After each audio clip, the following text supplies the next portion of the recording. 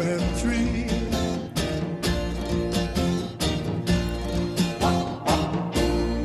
Have we got it sorted out now? No, that's what I should do. See, if I followed steps 1, 2 and 3, then we wouldn't have any problems, you know. So, but, the trouble is when you're an old fellow like me and you get away from the control desk for a couple of weeks, because... Yeah, well, they changed... no, it's actually only been a week, hasn't it? They changed the control desk, though, didn't they? It's a bit different. No, it's easy, it's easy. All right, I'm only making excuses. I'm making excuses for you. Don't make excuses for me. I'll put my hand... I'm big enough, ugly enough, but I'll put my hand up now and say, you know, yeah, that was my fault, but I knew how to rectify it, you see, which is probably what... You see, that's the advantage I've got over you, because I don't think you'd have known how to do it, would you? Probably not. Oh, I've got to tell you as well, you're doing it tomorrow morning. Who said so? I did, because I'm leaving at 9:45 tomorrow. No, you're not. I am. I've got to be an amateur. I forgot to say I'm not here tomorrow. That's all right. Don't you worry. Don't you worry. No, Mr. Dave Watts will be in tomorrow morning. He'll be able to look after it for you. 3 Steps to Heaven. Yes, Eddie Cochran. Go on then, what do you know? Classic, absolute classic. Well, he was born on October the 3rd in 1938.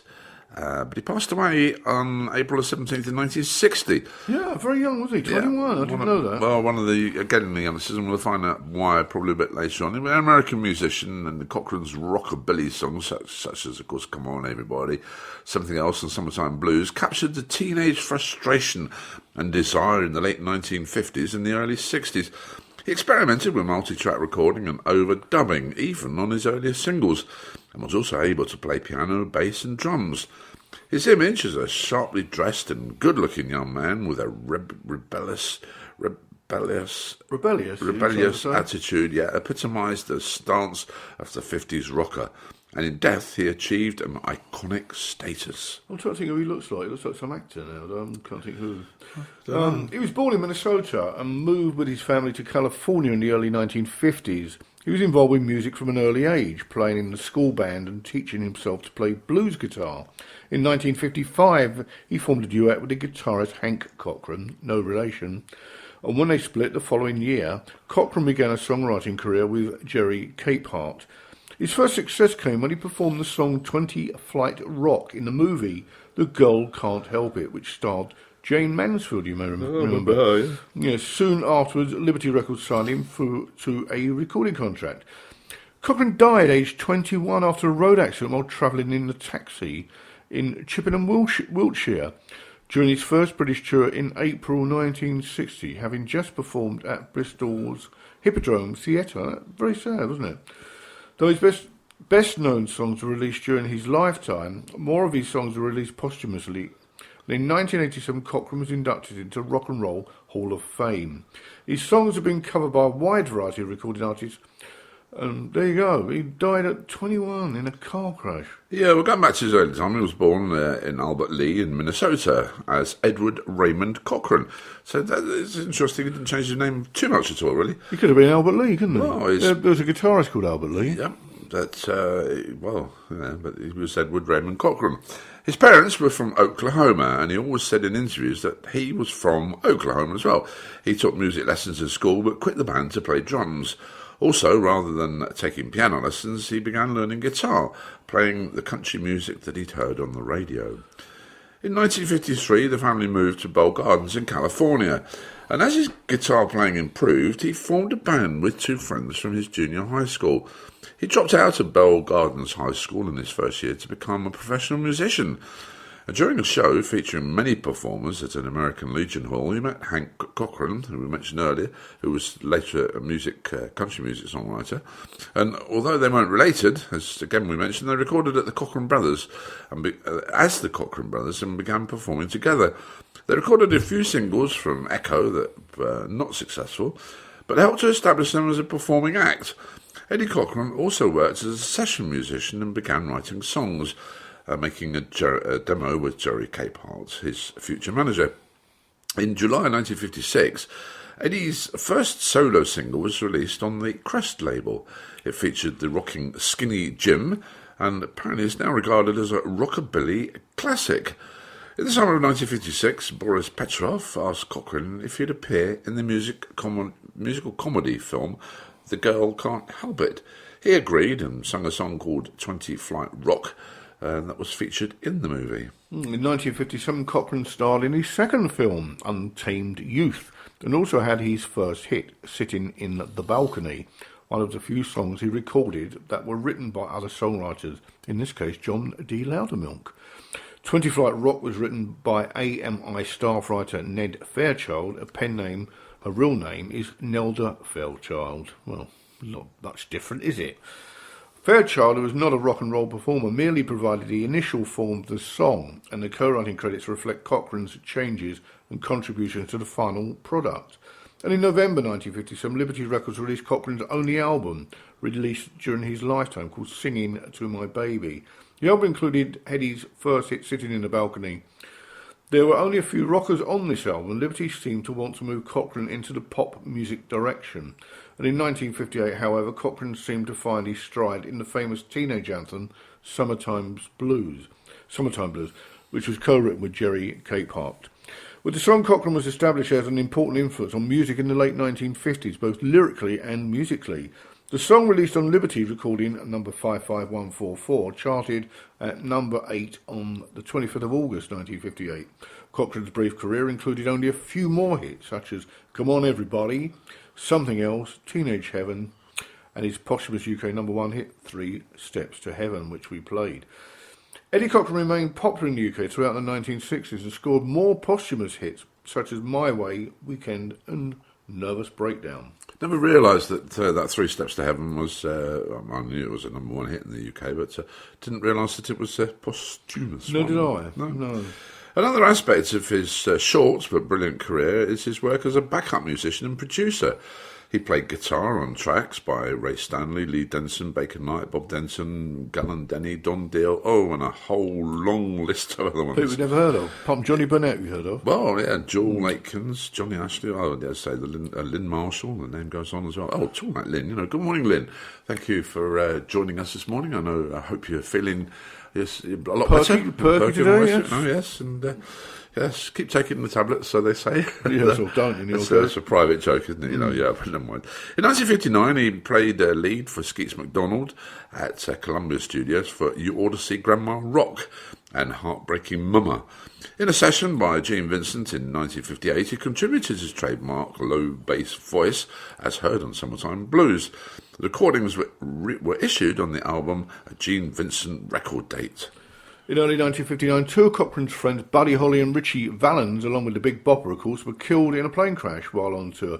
Eddie's friends and family later said that he was badly shaken by their deaths, and he developed a morbid premonition that he would also die young. How about that? It was shortly after their deaths that he wrote and recorded a tribute to them called 3 Stars. He was anxious to give up life on the road and spend his time in the studio making music, thereby reducing the chance of suffering a similar fatal accident while touring.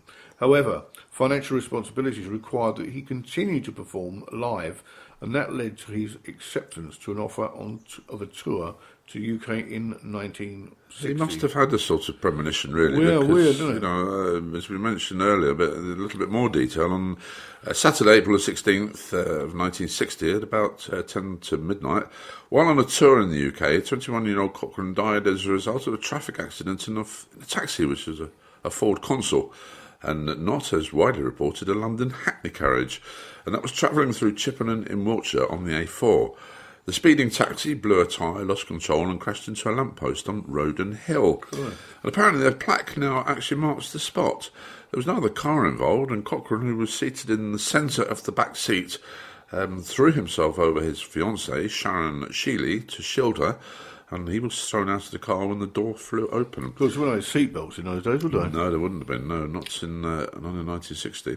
He was taken to St Martin's Hospital in Bath, where he died at just after 4 o'clock the following day, of obviously severe head injuries. Cochrane's body was flown home, and his remains were buried on April 25th, 1960, at Forest Lawn Memorial Hall in Cypress, in California. His songwriter Sharon Sheely and singer Gene Vincent survived the crash, so Gene Vincent must have been in the car as well. Yeah. Oh, yes, Vincent was in the middle, lasting injuries to an already permanently damaged leg that would shorten his career and affect him for the rest of his life. The taxi driver, George Martin, was convicted of dangerous driving, fined £50, disqualified for driving for 15 years, and sentenced to prison for 6 months. Although by all accounts he didn't serve any prison sentence. His driving licence was reinstated in 1969. The car and other items from the crash were impounded at the local police station until the coroner's inquest could be held. David Harmon, a police cadet at the station, who would later become known as Dave D, of the band Dave D, Dozy Beaky Mitten Pitch. There's a twist in his tail, don't we? Yeah, taught himself to play guitar on Cochrane's impounded Gretsch, which is a very famous maker of guitar. And earlier in the tour, the same guitar has been carried that had been carried to the car by Cochrane by 12-year-old Mark Field, later known as Mark Bolan of T-Rex, who would himself die in a car crash in 1977. Yeah, I mean, it's strange. It really is a strange twist of fate there, as well as his premonition as well. Well, there's some memorial stones commemorating Eddie Cochrane and can be found in the grounds of St Martin's Hospital in Bath. And the stone was restored in 2010. That's the 50th anniversary of his death. I wonder who paid for that. That can be found at the Old Chapel grounds in the hospital. And a memorial plaque can also be found next to the sundial at the back of the Old Chapel. I don't know. It's interesting, isn't it? Yeah. Go on then. Oh, sorry. Yeah, we've covered a lot of this, haven't we? Posthumous album My Way was released in 1964. Cochrane, he was a prolific performer, as we've heard there. I mean, he seemed to be very keen, didn't he, on what he was doing. And the British label Rockstar Records have released more of his music posthumously than had been released during his lifetime. Yeah, I bet you didn't know, actually. It was because Paul McCartney knew the chords and words to 25 Flight Rock that he became a member of the Beatles. John Lennon was so impressed that he invited Paul to play with the band The Quarrymen. Jimi Hendrix performed Summertime Blues early in his career, and Pete Townsend of The Who was heavily influenced by Cochrane's guitar style. And so, I didn't really know that about Paul McCartney. No, he just, yes. It's actually quite interesting. I think so, yeah.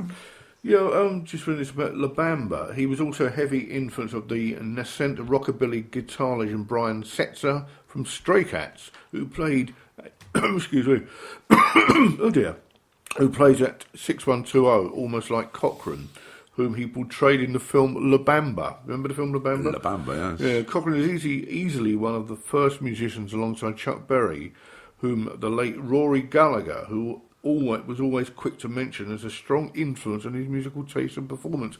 So for a man with a very short lifetime, he had a great influence on many other musicians, didn't he? Yes, he did, and he packed it into... it's a shame, isn't it? Because I wonder, had he... a good die young, had he not been involved in the car accident, I wonder whether he'd be still kicking around, as it were, and making out hits and that. We never know. There's another film he did in 1959 called Go Johnny Go, where he played himself. Yeah. Well, there we go. 28 minutes past 8 o'clock here in Milton Keynes. Good morning, you're listening to Seclo Sounds Community Radio for Milton Keynes. MK Flyers Online, the fast and simple way to find any kind of business or service locally. Find us at mkflyersonline.co.uk or download the MK Flyers mobile app from your app store. MK Flyers Online proudly supports Seclo Sounds, community radio for Milton Keynes.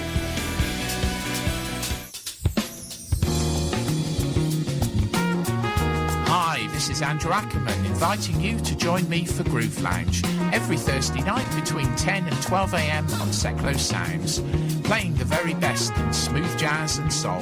Groove Lounge on Seclo Sounds and TuneIn Radio.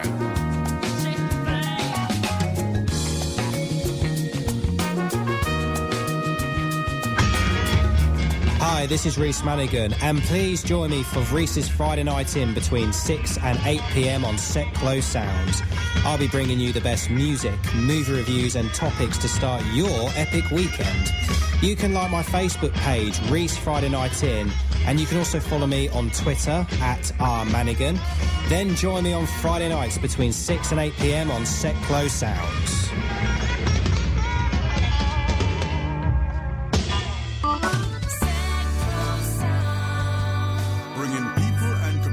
Together on seclosounds.org.